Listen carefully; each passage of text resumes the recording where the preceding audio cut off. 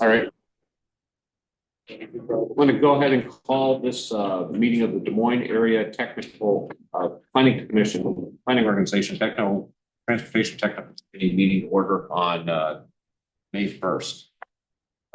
First off, can we get a vote to approve an agenda? There's an amended agenda, so we'll need to make that motion to be approved as amended. Approved as amended. I'll second. Second, it's been moved and seconded. All in favor, say aye. Aye. Opposed? Second item is a vote for the approval of the April minutes. Need a motion on that as well, please. Motion to approve. Mark, second. Been moved and seconded. Any discussion on that? John? Yes. I think there's a correction that's needed in the minutes. Our next meeting is shown as being in April, the 10th.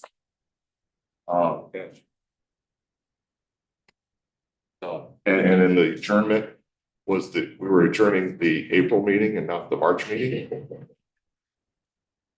Why? Double oops. Glad we had discussion. Are there any other corrections as well? I should remember if I did, so I can put my name on it, so. Yeah, everyone's here, isn't there? That was here. Double check that.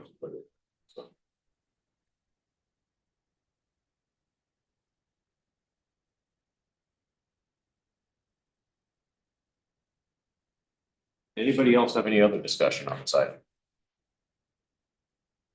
Hearing none. Moved and seconded. I guess we'll take a vote on that. All in favor of approving the April minutes as amended? Anyone opposed? Thanks, John. Third item on the agenda is a presentation for the Iowa DOT Regional Projects Update by Shelley. So, please go ahead. I'm Shelby Gable with the Iowa DOT. I apologize. That's okay. This is my first time in front of this group of people. So I started off my career as a city planner in Fresno, California, which is where I'm from. Did that for 7 years. My husband and I decided, we were both born and raised in California, but decided to move to the Midwest. So got a job at the DOT, and there I've been in the NEPA group and program management. I was the STIP man for a few years, and been with the district office for about 1.5 years. Let's.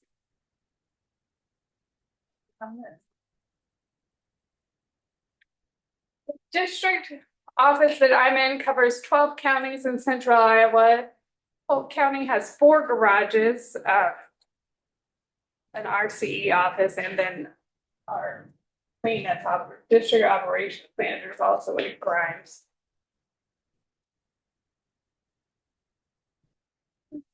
This is kind of the key people you guys probably work with in the district office. It's not really in any order of people exactly, but Allie is our district engineer. Jeremy's the assistant district engineer. Then I also want to point out that Donna Breitbach was our North area engineer. You guys probably mostly work with Ben, but Donna took another position, and so that's vacant. So Ben's doing double duty. So be nice to Ben for the next couple of months until we get that filled. It'll be posted on May 15th. Yeah, I mean, hold on, say he's joining the district office. And then we'll have that filled and have that back. So we'll be back up to 2 engineers.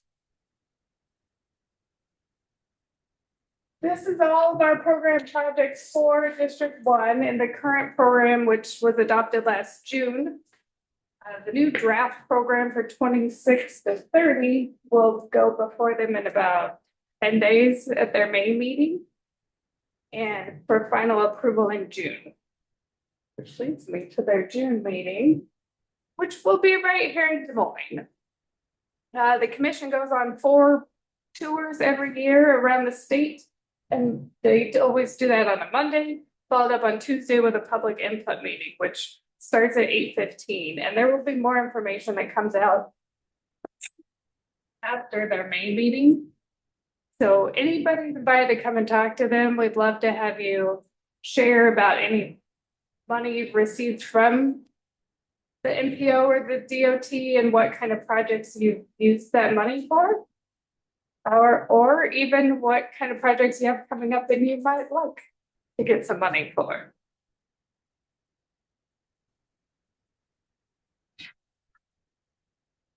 I plug for that, but back to our projects. So these are mostly program projects.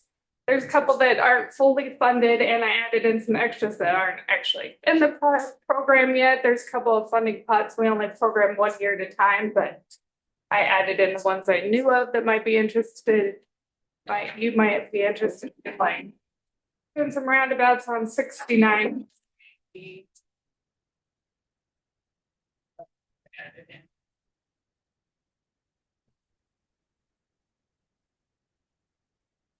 Okay, so on my projects, this one's the one that just pretty much wrapped up. They might be doing a few little erosion control last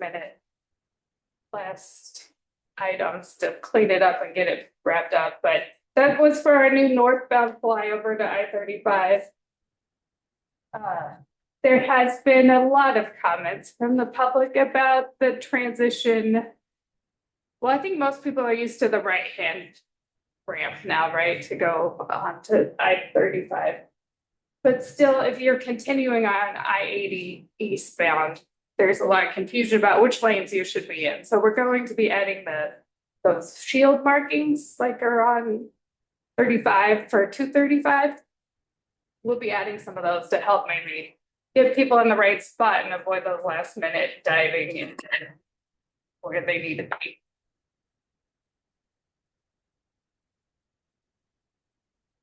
And if you guys have any questions about a particular project, go ahead and just stop me while we're on it instead of, yeah, need to wait till the end or anything. This is the ultimate design of the Northeast Mix Master. You'll see 3 red flyover bridges there. The first one's completed. We also have essentially westbound to westbound and westbound 80 to westbound 235. And then also southbound to eastbound flyover. This will remove all the left-hand ramps and it will improve that bottleneck I just mentioned on I-80 through the Mixmaster. But in order to do that, the project we have going right now is this widening of I-80 between the Mixmaster east over to the bypass, US 65. It'll be 4 lanes in each direction and that sets it up so that we can do those remaining 2 flyovers. Which none of that is programmed yet. The other 2 flyovers, but we do, they'll be in the next 15 years probably.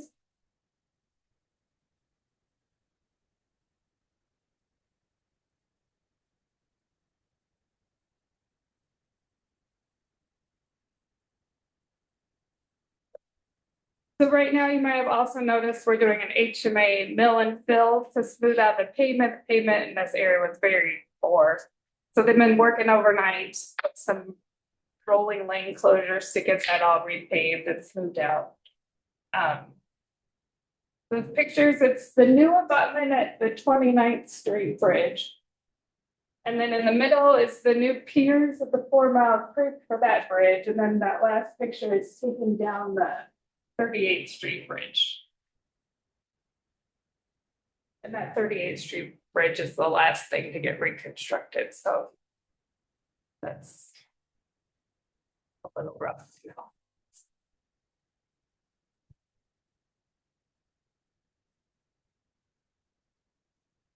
Okay, these ones got out of order, but sorry about that. The next one's I-35 from Ankeny to Huxley. We're making that 6 lanes, 3 in each direction. It also includes some new bridges and culverts, new interchanges. We have completed the 126 Elkhart interchange. There was a culvert for a trail up near Huxley, Hardwood Bottom Nature Trail, and some of that southbound lane you're already driving on. You can see we kind of started at the south end We're doing the paving on the southbound lanes through the end of this year, and then next year it'll switch and we'll do the paving on the northbound. I had a big one. So there's some paved picture of what it looks like when you're driving it, but what it also looks like from above. We do have one of our survey guys has a drone in that he'll go out and take some nice pictures and videos for us.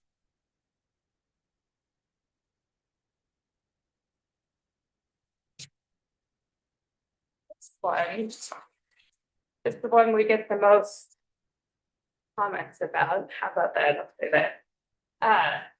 So I wanted to start off with the nice picture of what it'll look like when it's done, so we can all remember it's going to be wonderful when it's done. Not wonderful now.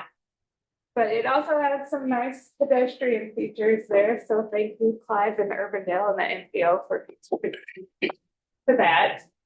So we're replacing Hickman with a diverging diamond interchange, and also widening to 4 or 5 lanes between Douglas and University.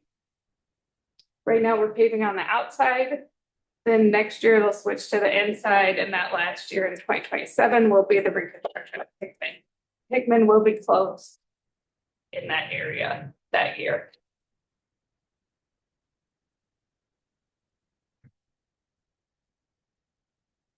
Just like the I-80 project, these lanes were in a really bad shape too. We get a lot of calls about, I have a flat tire now, and lots of those calls. So we're doing an HMA mill and fill there too for the lanes. Those are overnight also. The weather's been really hard on us for that one though, so it's taken longer than expected. Some of the pictures, that's the new Living History Farms access culvert that goes underneath between their properties, and then that is from earlier this week. Kind of hard to see, but it's looking back towards, it's on the west side of the interstate looking towards University or Hickman. Thanks.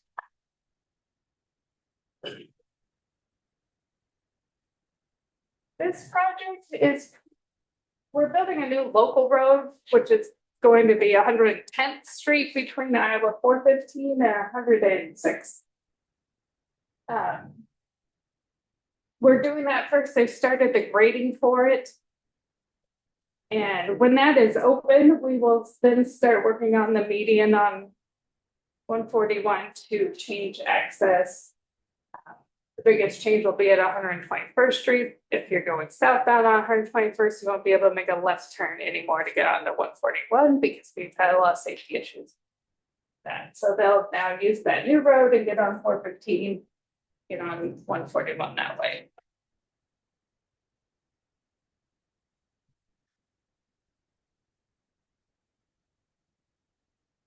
This is a new roundabout that we're just started a couple weeks ago. That'll be at Beaver Drive, 106th and 415.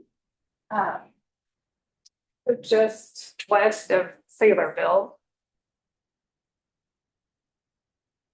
That 106th Street is supposed to close. It might have closed today. It was supposed to close Monday, then the Wednesday, and now, or I don't know. Tomorrow now. See, I can't keep track.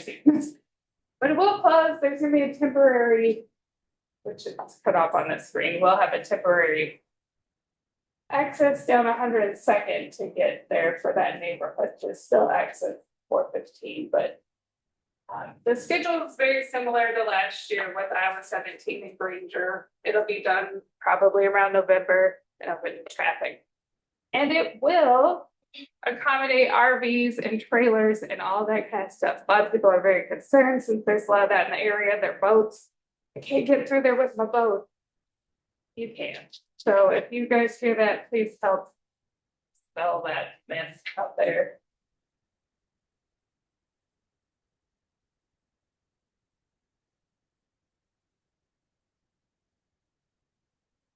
This is Ankeny Boulevard, US 69 from 1st to 18th Street. We were doing just a rehab project, I think, in Ankeny. decided to pitch in with some side road and intersection improvements, so that is happening right now. It's down to 2 lanes. Head-to-head traffic only while they reconstruct one side and they'll switch.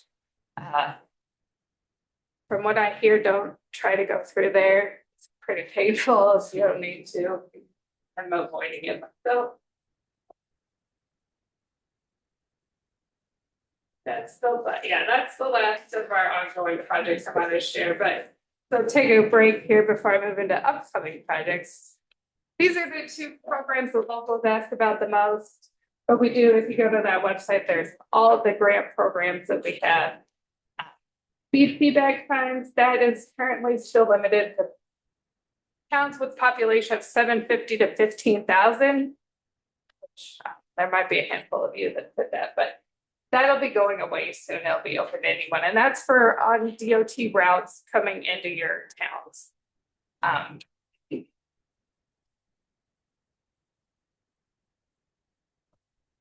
Yeah. Back to projects. I-35, we're working on the portion up to Huxley right now, and eventually it will all be 6-lane up to US 30. We do have a project starting in 28. It will widen out that 35 and 30 interchange basically to make room for the 6 lanes. And also set it up, I think, for the other flyover bridge that we're planning there in the future.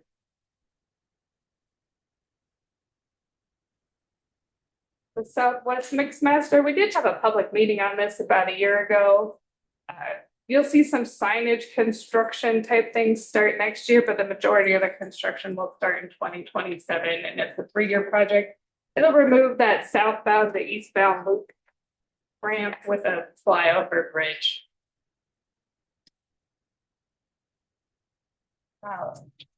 Design's progressing. Not a lot to say on that one at this point.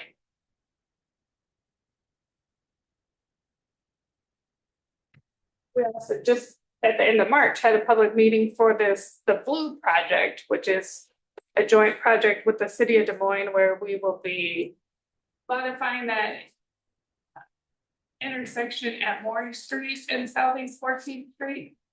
There's also going to be a new connector road after that vacant land right at the north end of there on the west side that'll join MLK to Southeast 14th. That bridge, it was all going to be done at the same time, but the bridge turned out to be historic. You'd probably look at it and go, that bridge isn't special, but somebody thought it was. So that project's a little delayed now. So it won't be happening at the same time, unfortunately. But that will be coming up probably then. That one's 27. That'll probably be in 28 or 9. And when that bridge is out, it's out. Traffic's gonna be rough in that area. My last little plug is for my website and Facebook account that I run. Des Moines Interstates. We have the website that has all the project information. I'm also going to be, we started with just 4 main interstate projects around the metro, but we're going to be expanding it to include some of the other ones I shared on here. This website is brand new on Wednesday. Sorry, the DOT changed all their website stuff on Wednesday, which is rough. If any of you have tried to use it, Google can't find anything yet. It's pretty tough. I will say if you go to the DOT's website and search on our website for things, that works a lot better than just a regular Google search. But okay, so this website's not new. It's been up about a year, but it looks a little different now. But that has project information, and then the Facebook will give you more updates, and here's some pictures of what's going on right now, and here's what's closed, that kind of more day-to-day information.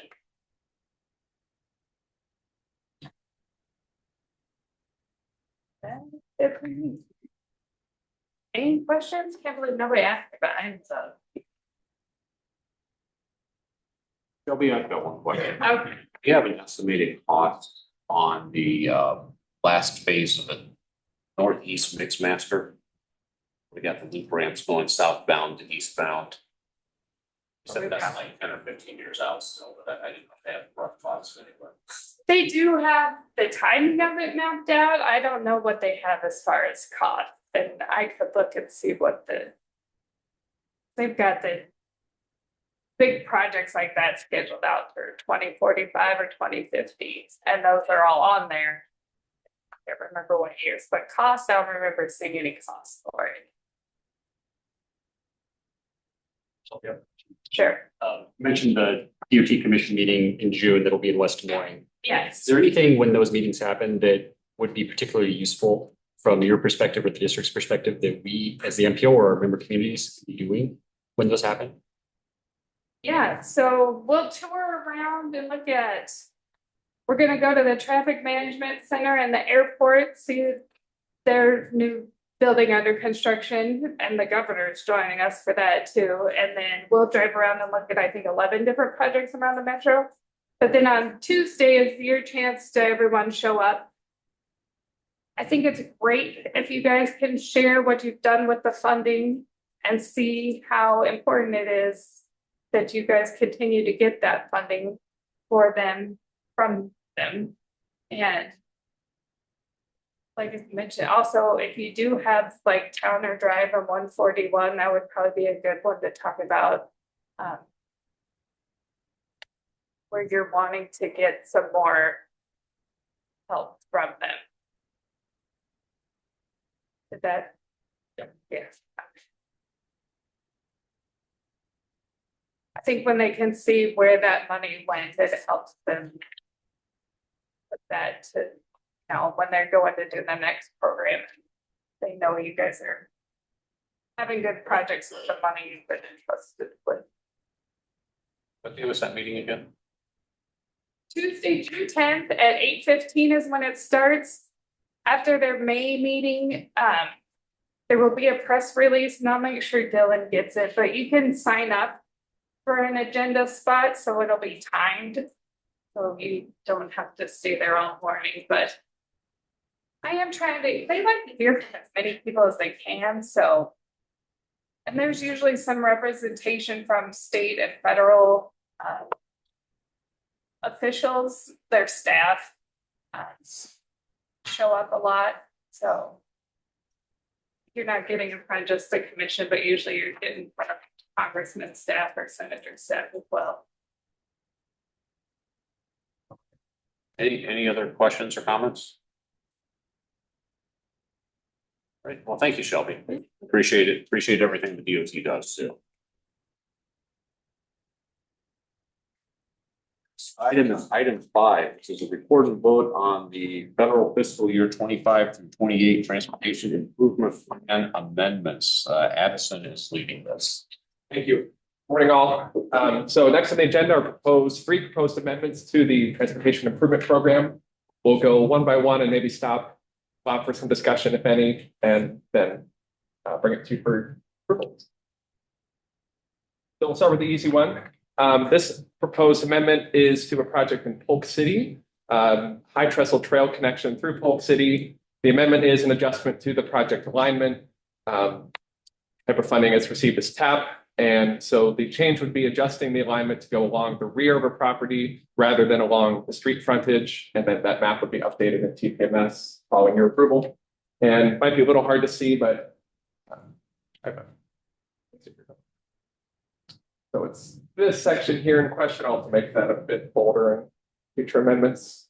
But so rather than going this direction and making a Z shape, go right here.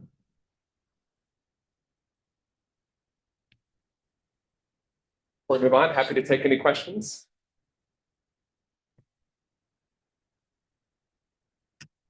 Now we'll get to the slightly more complicated ones. So this next project, proposed amendment involves reallocation of SDBG funds between two projects. So we have Waukee and Clive's Alice Road improvements. Waukee's replacement at Alice's Road and Douglas Parkway, that intersection, and then Clive's project, phase 3 improvements to Alice's Road between Berkshire Parkway and Meredith Drive. They both received SWG funds for separate years. And the proposal would be to reallocate SWG funds from Waukees project to Fox project. And that would involve moving funding from fiscal year 26 to, fiscal year 26 to fiscal year 2027. I'm happy to take questions on that or open up the floor for Clive or Jeff, you might want to give a little explain. Just quickly, we've got a multi-year project going on here. We're working on with Waukee, basically to complete that stretch of Alfred's Road between just north of Hickman and Meredith, last segment of that corridor. For better or worse, Clive has been working on getting wired properties along there over the years. And not telling people they have to, but saying, hey, if you want to sell, someday this property is going to be needed to clean up for development and everything. Talk to us. We've bought multiple properties throughout the corridor. It's actually 4 phases. Phase 4 is where we're moving it to. Phase 1 is south of Douglas. Phase 2 was the Douglas intersection. Phase 3 was Douglas to Berkshire. Phases 2 and 3 have homes we've already bought, and what we've been told is that since those homes were not purchased under the URA, even though it was voluntary sales, that property, if we use the property, we're not eligible for federal funding. If we use federal funding, we can't use the property. So we've had to do some adjusting, moving everything into phase 4 where no properties have been bought at this time. Allows us to complete this corridor and actually move phase 4 up to be the one we finish after phase 1B. So it's moving things around to allow us to use the money in Waukee to make that happen, be able to complete the project at the same time.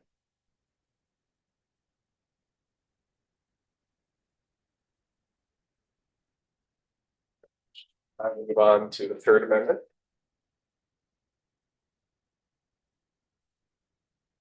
The third and final amendment here is also reallocation of STVG funds between 2 projects, both sponsored by Grimes. Matt, happy to open up the floor for you to offer any explanations, but the amendment would be moving federal funding from the South James Street Improvements Project to the Southeast 37th Street West Gap Project. Both pictured here, a little hard to see, I realize. This would be the South James Street Improvement,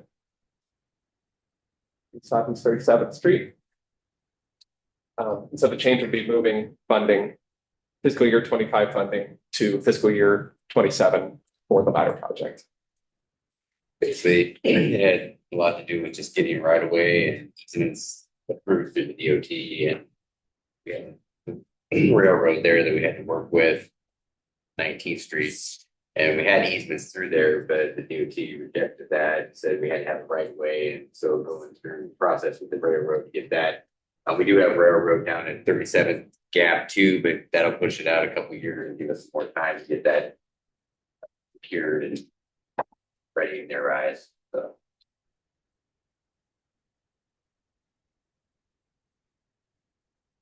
That staff recommends approval and Make a motion on that. A second. Second. Is there any further discussion? Right. Seeing none, all in favor of the amendment? Aye. Anyone opposed? Motion's approved. Thank you, yes. Thank you. And I'll just take a quick moment. Thank you to those communities that have sent back those tip status reports. Those are needed to have the tip developed in a timely manner. There are still 8, and I'll be 8 that I need from communities, and so I'll be following up with you today. Happy to stay after as well if there are any questions about those. Thank you. Our next item, item 6, is a report and vote on the Safe Streets for All grant application and development, and Marcus has this one. Thank you. And thank you everyone who's sat through meetings with us over the last couple of weeks to talk about this. Hopefully able to see the projects and we can have a conversation today about what we hope to put in the grant. Just a reminder about the grant application. The NOFA was issued in March. It's due June 26th. There's up to 580 million available nationwide. Our maximum for the federal ask is 25 million. And yeah, the performance period should be somewhere between 12 months and 5 years. And they're expecting contracting to take about a year if we get awarded the grant.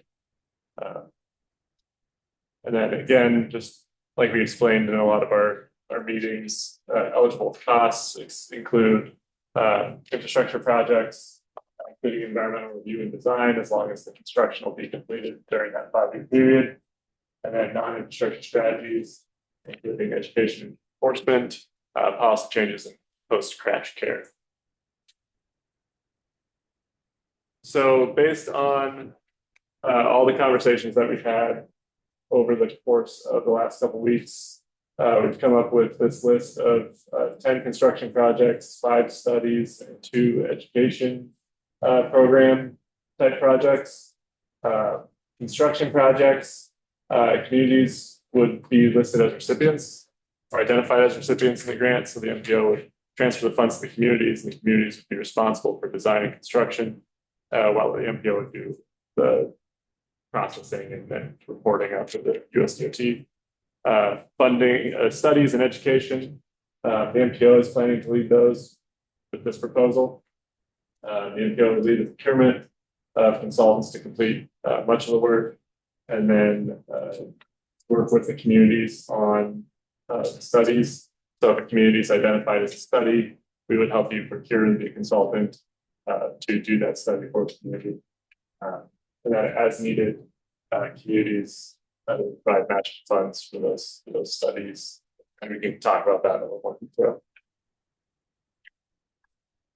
So thinking about the regional components first, we have the low-cost countermeasures, which are all those countermeasures in Appendix E that we discussed about how do we distribute these across the communities that you have. Again, these projects need to be located on our high injury network. So it goes back to those corridors that were identified in the study. We've identified about 6 million in total asks for that, with 4.8 million being the federal portion, and the match on that would be 1.2 million. And that's a portion that we would look at the communities and have a conversation about when the time comes to implement this. We think it'd be appropriate for the communities to match 20% of whatever that project is. The second item there, roadway safety audits. Again, this is an item that is regional in nature, but also community specific. So the studies would be based on communities or roadways in your community. So the total we're asking for would be 400 or 4 million. The federal shares are 2, and then an 800,000 match. Again, something that the future we'd ask communities to put forward that match when the time comes. The other items would be the ones that would be led by the MPO, and we've been discussing internally ways that the MPO could take on the entire match for those pieces.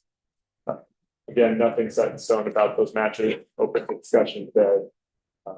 The way that we have been contemplating this internally is that for the low-cost countermeasure construction piece, the MPO would work with one subrecipient to lead the design and construction of those region-wide.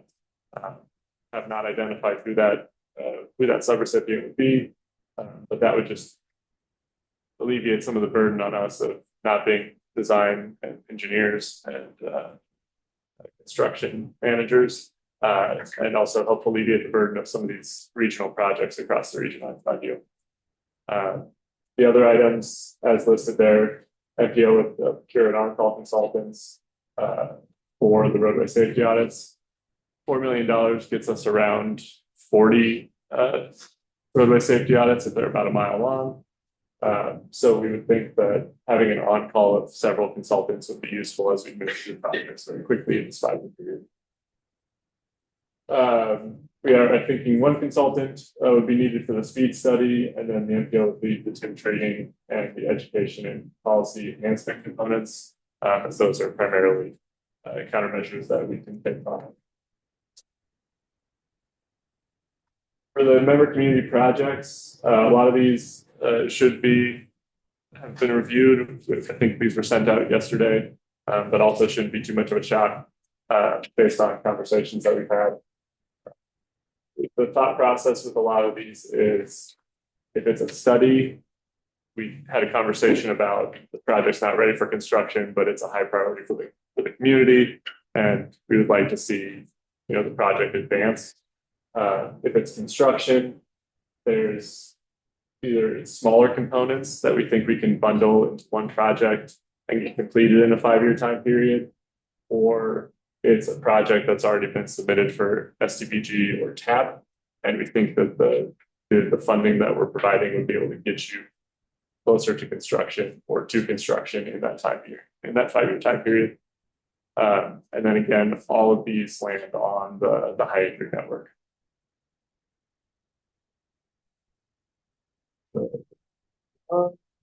The community match. The table on the right shows the match from the identified projects only. I want to make that point known. So the projects on the last page, these are those matches. We would ask that the member communities be responsible for the match on the community specific projects, as well as be responsible for any match on the low cost countermeasures or roadway safety audits that are occurring in your community. And that match would be determined at the time of the project is identified. So the way that we're thinking about this is, as we're asking you for letters of support funding commitments, we would ask you for a funding commitment on the match for your project. And then we'll include some language in there that says, if a project is identified in your community, we would also be willing to commit the 20% match for that project at that time of the project. Yeah. You want those as a resolution then? Is that how we would do this? Yeah, ideally that'd be a resolution with councils, and we'd be going out for letters of support and the resolutions on the match on the project anyway. So we just add this to that same resolution. And we'd have sample language drafted up by Tool and have that distributed for everyone to use.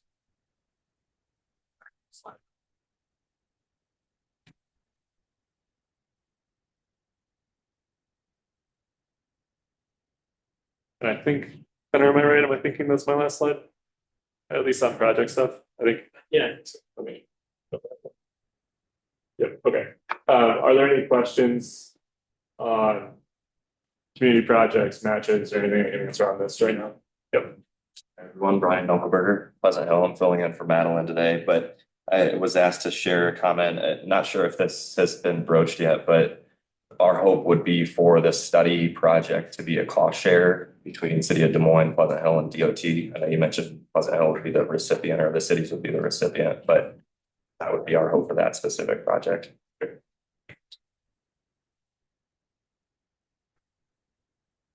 Are you looking for then, as far as a resolution, if you know this amount, but the other amounts are unknown at this time?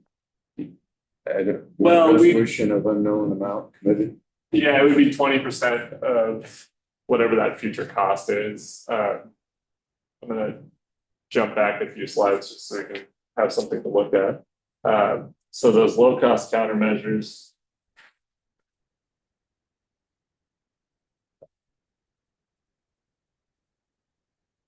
The low cost countermeasures there, you can see the match is 1.2.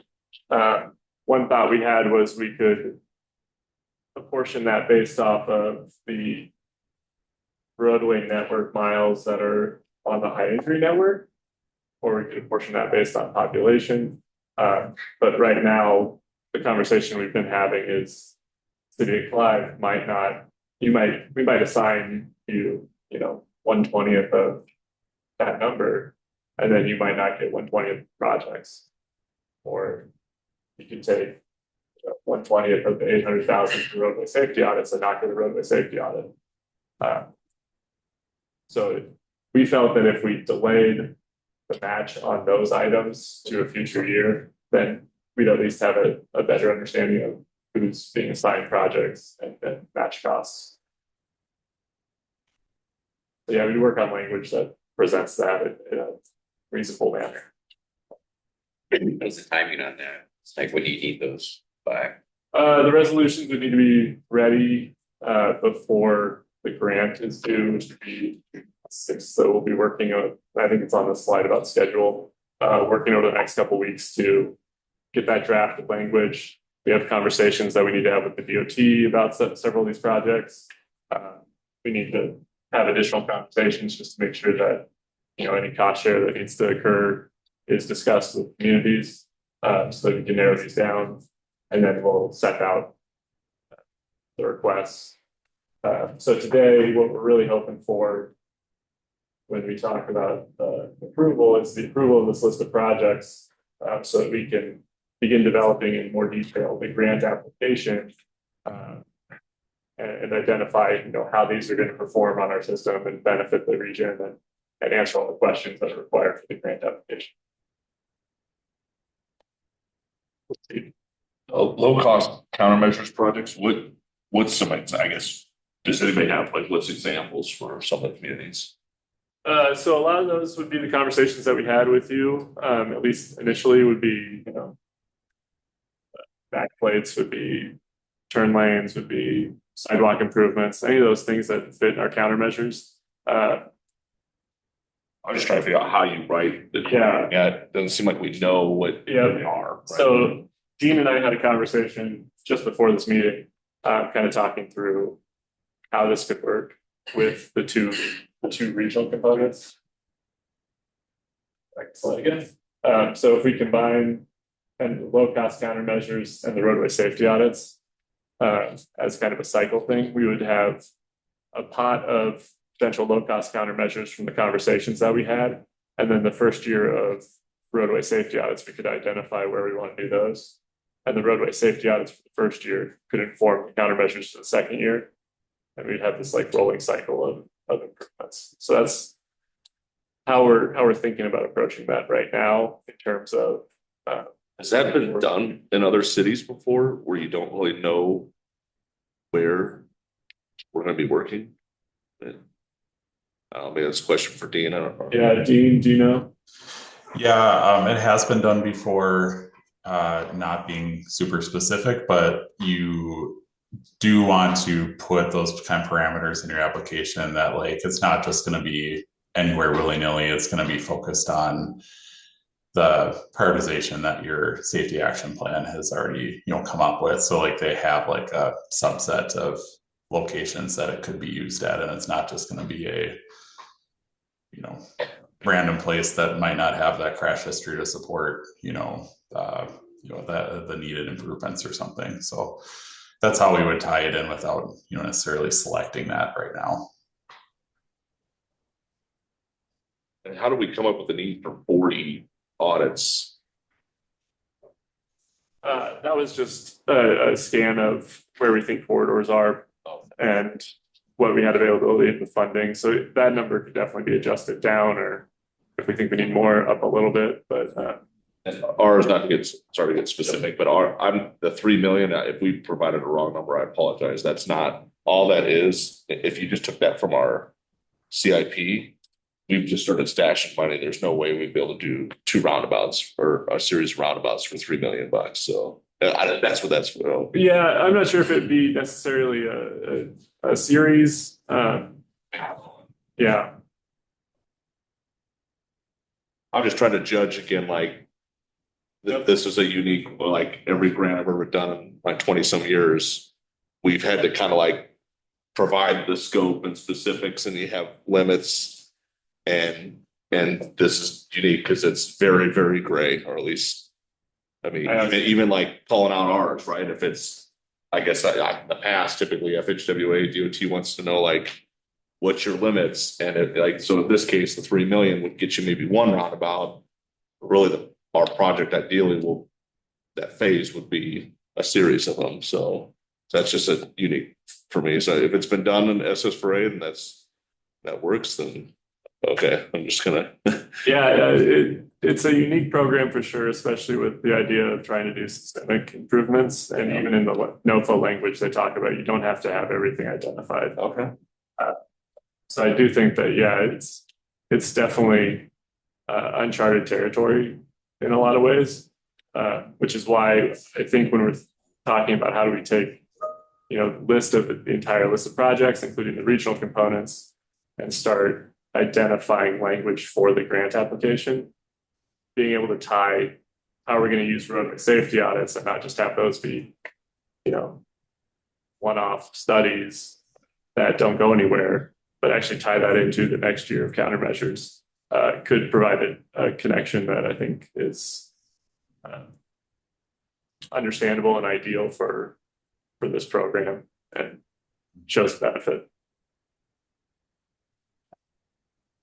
Required to have a match on this? Is that how the grant's written? Okay. Can we, and it's been a while, so I forget. Can we match other, like, I believe safety, you can match federal funds to federal funds on, and Shelby or John Davis may know better, but I thought that was the case. Is there any ability to?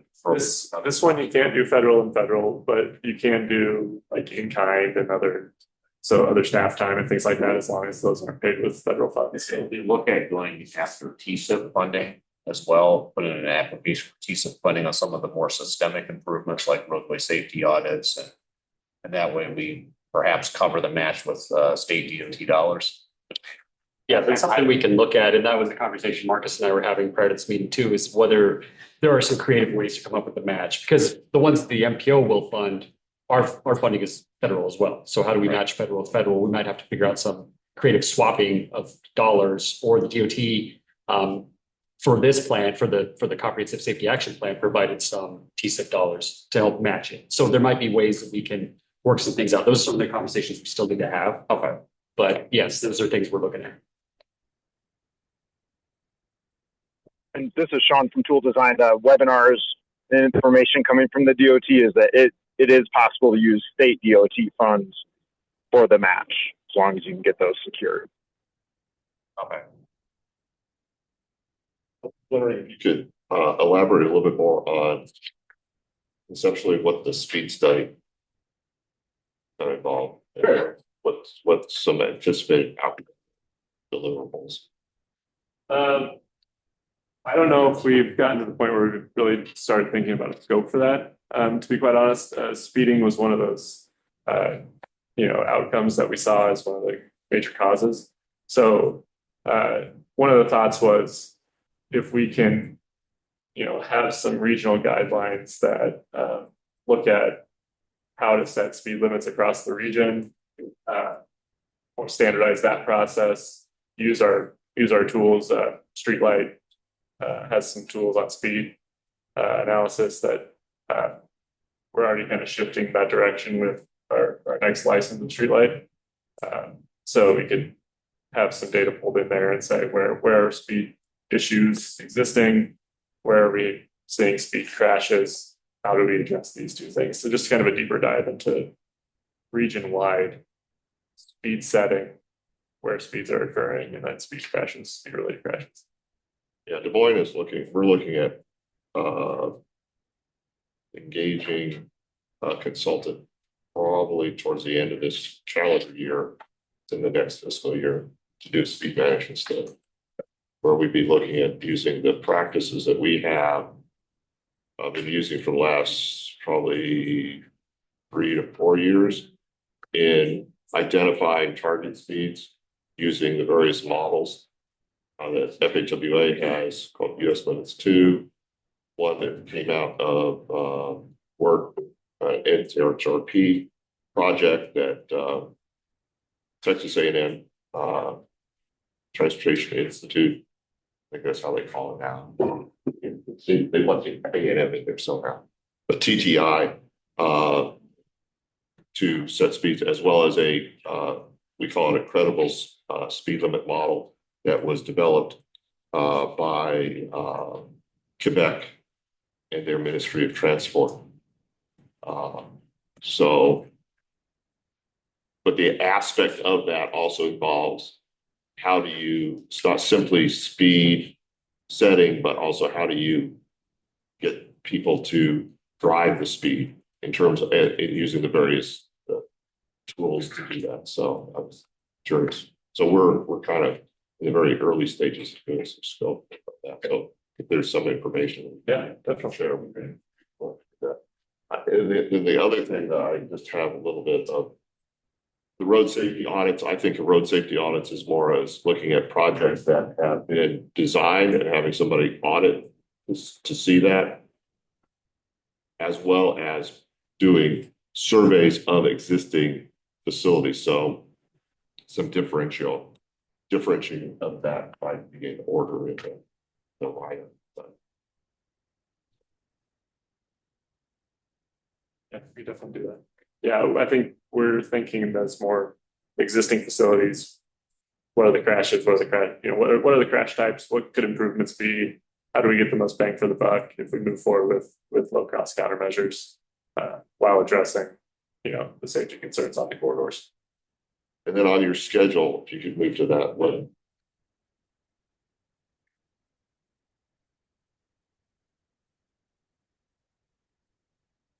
Yeah, so this is a schedule that's been updated. So meetings with member communities.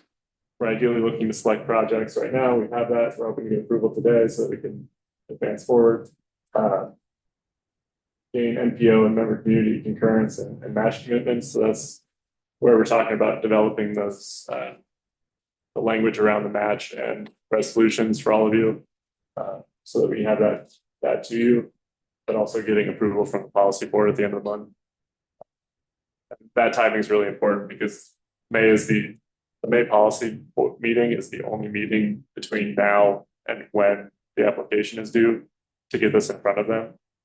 So we're really trying to make sure that they see the projects as well, see the matches, and it all lines up before that meeting. And then between next week, really, or the week after, and June 20th, getting the application put together. So any template language that you have that would help with a resolution before, the city of Des Moines case, we probably need that information or that language by the 22nd or the 23rd of May. Because to hit our schedule, we have June 9th council meeting, and that's the only one that is before the due date of this. So we have to hit that date. Yep.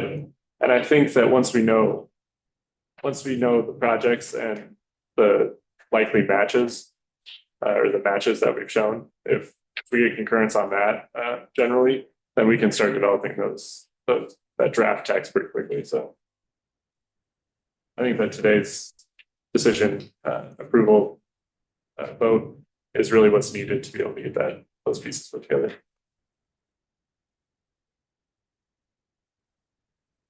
So with that, are there any other questions I can answer? Otherwise, staff is recommending approval of the list of projects. I guess it'd be pending the conversation between Pleasant Hill and the city of Des Moines about cost sharing. Is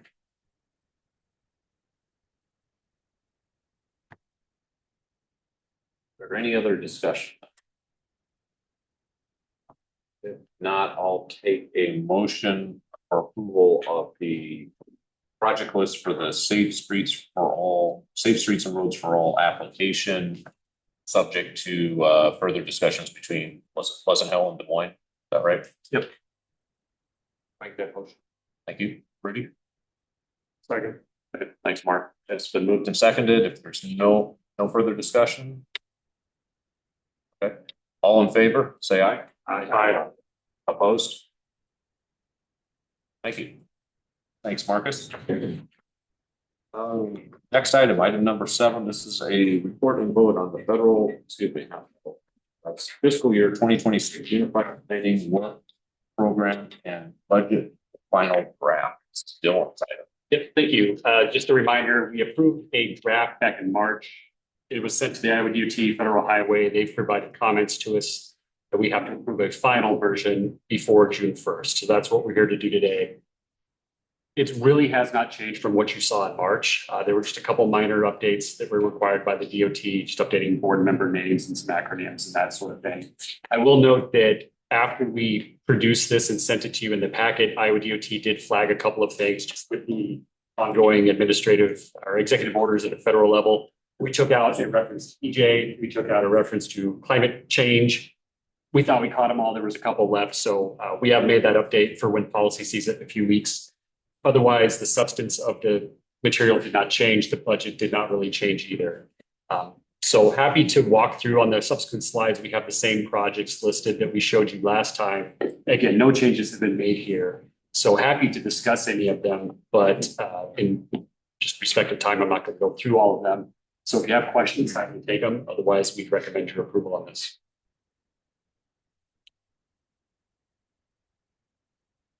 Right. Not hearing any questions. I take a motion to approve the budget and the unified planning work program. Give it to Jeff. All right. Second? I'll second. Okay, Rudy takes a second. It's been moved and seconded. Further discussion, all in favor, say aye. Aye. Anyone opposed? Thank you. Next item is also Dylan's. This was a report on the MPO vision, mission, and guiding principles. I was on that committee as part of this, the transportation, the technical committee representative, but I'll let Dylan walk through this. Yeah, thank you. So this really was the final step in a series of activities we've been going on for the last year and a half or so to try to drive towards this vision of a optimized, what I'm calling an optimized MPO. So we started out, we did a governance assessment and a human capital plan. So looking at our staffing and org chart and things, we did that last fall. Earlier this year, we approved a strategic framework and we showed that to you last month or a couple months ago. So revisiting the vision, mission, and principles was really the last step. If you go to the next slide, this was called out. First, I'll pause. As John mentioned, there was a steering committee put together of this. So representatives from primarily the policy committee, we had a couple of city managers, a couple of elected officials, and John was on there. And they met a handful of times to work through the framework as well as the vision, mission, and principles. This was really called out in the governance insights report that was last fall that just said, we have not updated our mission and vision since 2018 when it was first created. We've never had guiding principles either. So we felt this was important for us to take a look at and do. There was involvement and input provided by the policy committee. I think we made that available to the tech committee as well. We received 200 comments. So we asked, what do you like about the current one? What do you want to see changed? Those sorts of things. So all that was incorporated into the final statements that you'll see here. So just jumping to it, a reminder of what vision and mission is. So vision statement is what we aspire to be. This is the forward-looking statement. Mission is really about what are we doing in the present to help achieve that vision. And then guiding principles are just kind of our rules or standards, what do we hold ourselves accountable to type of thing. All that said, up on the screen are the vision and mission statements that we came up with. And if you look on the agenda packet on page 12 of the amended agenda packet anyway, it'll show you what the previous one and now what the new one is. So you can see the differences that they made. So vision statement says that Central Iowa will have a well-coordinated and effective transportation system that ensures a high quality of life. We tried to make that a little tighter than maybe it was. And then mission statement, we collaborate across community boundaries to lead regional transportation planning, fund improvements, and drive transformative change for future generations. So again, that one really gets to what does the MPO do to get to that vision? So we thought we plan, we fund, and we drive transformational change. That really captures what the MPO does. If you go to the next slide, this is the guiding principles. So again, these are new for the organization, but we felt that these were important to really set the tone for, remind ourselves, both staff, electeds, this committee, what does the MPO stand for? What are we going to hold ourselves accountable to? So you can see there's statements up there about public stewardship, honorable leadership, regional collaboration, safety minded, given the recent focus on safety, and then focusing on the future. And I won't read through all those statements, but see what they are there in the packet and on the screen. So this is really just to inform you of what the policy committee has done. We wanted this group to be kept in the loop. And like I said, John was part of that, but we hadn't taken it through this group yet as far as what the end result was. So wanted to share that with you. If you have questions or anything, please let me know, but otherwise that's just their information. Add to that hopefully. No, it was a great process, and yes, I feel improved. Maybe condensed that and adding those guiding principles, I think helps a lot, just because it, as Dylan said, it provides guardrails how the operate as an MPO. You'll probably see this language start to work itself into some of our products and things like that. So don't be surprised when you see it, maybe a slight change in tone and language. I guess, anybody have any comments or questions about this? If not, we would like to get a, motion. No, we don't, just a report, so, perfect. Thank you. Item number 9, this is a report on public participation plan update and opportunity by Addison. Sorry, I. Very simple. Yeah. I was looking at this and saying there's 2 letters that are different in the same letter. And you haven't seen me for a while. So hello again to former colleagues and new. Now that I'm back at the MPO, one of the things that I'm going to be undertaking is updating our public participation plan. That has to do internally with how we work with our committees. We used to have a lot of different roundtables. Some of those have kind of fallen off. Some of them need to be revived. So I'll be coming around with some of my colleagues to kind of discuss these. What do your communities want? If there's subject specific roundtables or groups that we pull together, we want to be of service to you and provide that value. And so as we do this public participation plan, we'll be coming around to you as well as partners.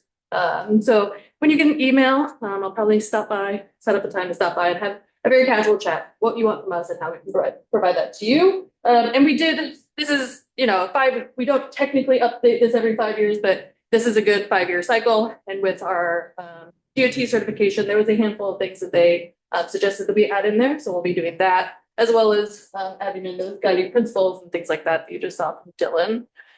2 just opportunities that are coming up. So there are a couple of trailside biped roundtable open houses next week. So Carl and the biped roundtable, a couple cities and some of our partner advocacy agencies will have tables at 2 different breweries, yes, along the trails. So it bringing a little bit of fun to it, but it'll be a place where people can start learning about what's happening on the trail, learn different opportunities and things like that. So we invite you to not only take the card that's on your table, but Carl has a decent sized stack if you want to put them anywhere else. We're happy to get those out there. And as we start working on this, the update of the active transportation plan, we're really going to start. There's a preliminary survey out there, but as this public participation plan also rolls out, you'll see more data collection, outreach, and engagement things coming from us. So when I come to you with that conversation, we'll probably just loop 2 things together and say, hey, overall, what would you like to do with these committees and with outreach and education or engagement in these fields, but specifically maybe on some of the stuff that we have ongoing right now. And so as always, I'll always put a plug in. So with a lot of our projects and committees and things like that, we always look for committee members to staff and be heads of, chairs or be on our committee. So if there's something that's really a burning desire with you, by all means, let us know and we will try to get you plugged in. And we can volunteer people as well. I do teach on the side. So if you have any questions, I'd be happy to take them at this time. Otherwise, no approval needed here. Thank you. Next item is from Gunner, is a report legislative update. Real quickly, everyone knock on wood real quick. We're as close as we've ever been with state legislation for Beach 435. The particulars of the state legislation would permit slow-moving vehicles to continue to operate on that corridor if there is an interstate designation. There's also a couple of provisions in there, one of which would be to direct the Iowa UT/Moines area MPO to do an alternatives analysis that actually came out of an amendment recently. The short version here is that this passed the state house a couple weeks ago. It went through, has gone through 2 Senate committees now. It is now eligible to be debated at the Senate floor. Putting it on the calendar and getting a vote on the Senate would be the final step prior to governor's signature. So we're pretty close to completing this step, knock on wood. Anything can happen, but everything is looking really positive right now. There would be subsequent steps that need to happen, such as at the federal level, working with our delegation on the federal weight exemption. And they've been looking for a state to take action before they must. So we will be talking to your policymakers as well, but we'd encourage everyone to talk to their senators about the importance of this. We'll be putting on a call to action once it is on the debate calendar. So the night before a vote, everyone's calling their senators to make sure that we have the numbers. That's what I have for you. If there's any questions, happy to take them. Center. Thanks for your work on that. That's a long time coming. So.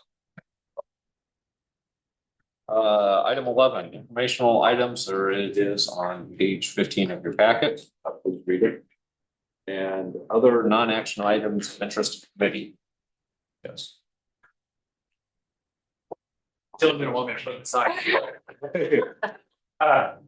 So, hi, Marcus, Vice President of Iowa APA. Just want to share that, Dylan got awarded this Iowa Outstanding or Chapter Volunteer this year.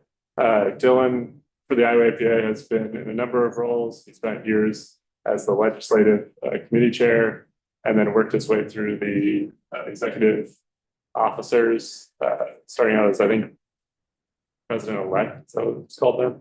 And then several years as president. Now he's finally wrapping up his last term as the past president. So we just, I would just want to thank Dylan for all his volunteering over the years, and we appreciate all your work.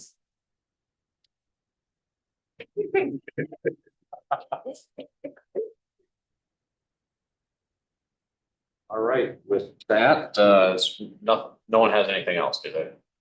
John Davis. Real quick on the back to the upcoming events.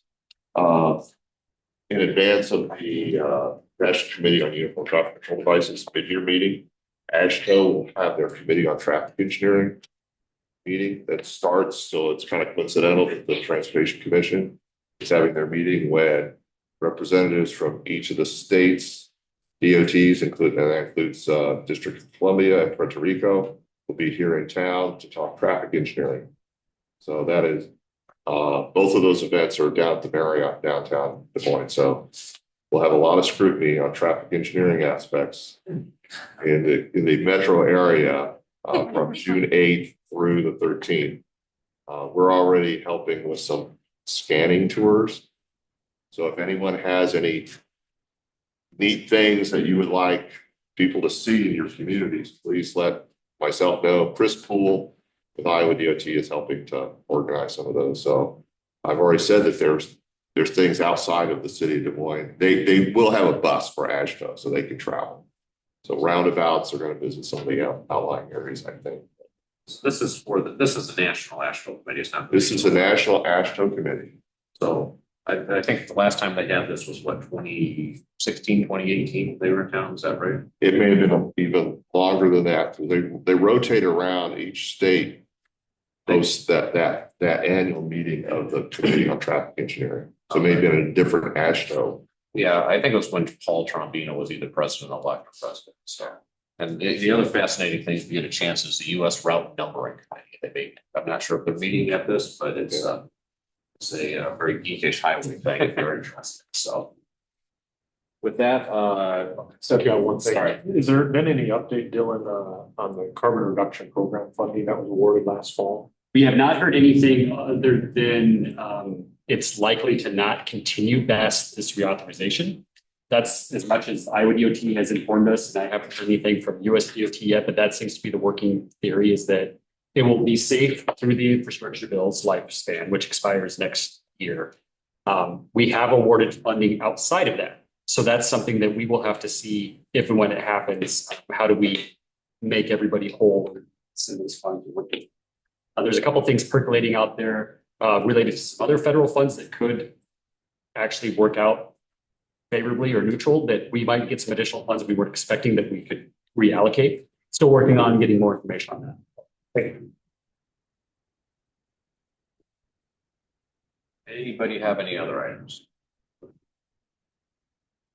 Seeing none, I'll go ahead and adjourn the meeting. Our next meeting is Thursday, June 5th, 2025 at 9:30 a.m. here. Thank you.